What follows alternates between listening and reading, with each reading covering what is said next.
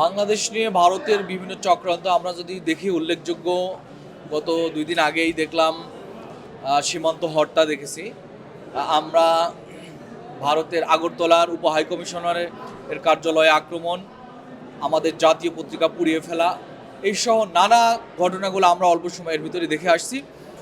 আমরা ইসলামী ছাত্র শিবির বা আমাদের বাংলাদেশের জনগণ, মানুষ, এই প্রজন্ম, ছাত্র জনতা সকলেই দেশ স্বাধীনতার সার্বভৌমত্ব এবং পতাকার ব্যাপারে এক। কাজেই তারা আমাদের বিরুদ্ধে যতই অপপ্রচার, যতই গুজব,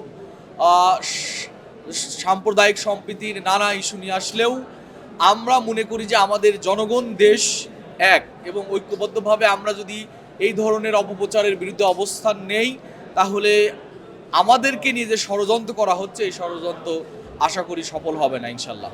বাংলাদেশের ছাত্র রাজনীতির ক্ষেত্রে আমরা স্পষ্ট বক্তব্য 5 আগস্টের পর থেকে দিয়ে আসছি যে ছাত্র রাজনীতির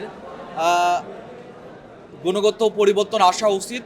বিগত আমি দুঃশাসনের 15.5 বছরে ছাত্রলীগ ক্যাম্পাসগুলাই যেভাবে শিক্ষার পরিবেশ নষ্ট করেছে, তারা ছাত্রদের অধিকার নষ্ট করেছে এবং নানা ষড়যন্ত্র করে আসছে। ক্যাম্পাসগুলো ছিল অস্থিতিশীল। আমরা আমাদের বক্তব্যে বলছি যে ছাত্র রাজনীতির সংস্কার হওয়া দরকার। সেই সংস্কার হবে ছাত্রদের পক্ষের রাজনীতি, ছাত্রদের অধিকারের রাজনীতি।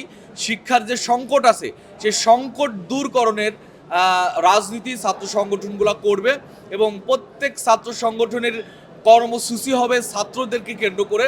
ছাত্র ব্যতীত কোনো দলীয় বা অতিমাত্রায় লেজুর ভিত্তি, যেটার মাধ্যমে ছাত্রদের মূল স্পিরিট বা ছাত্র আন্দোলনের মূল স্পিরিট থেকে চলে গিয়ে সন্ত্রাসী, টেন্ডারবাজি, নানা কর্মসূচি বাস্তবায়ন হয়, এই ধরনের কোনো কর্মসূচিতে ইসলামী ছাত্র শিবির বিশ্বাসী না।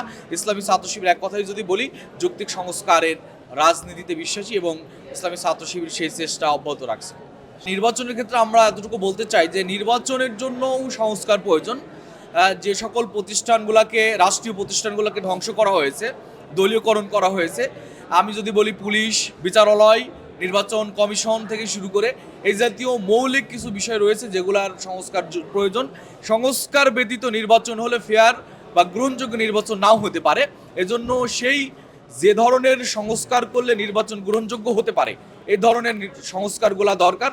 তবে এই সংস্কারের সময় কতটুকু হবে, এগুলা বৃহত্তর রাজনৈতিক দলের মাধ্যমে সংলাপ করে সীমারেখা নির্ধারণ করা উচিত বলে আমি মনে করি।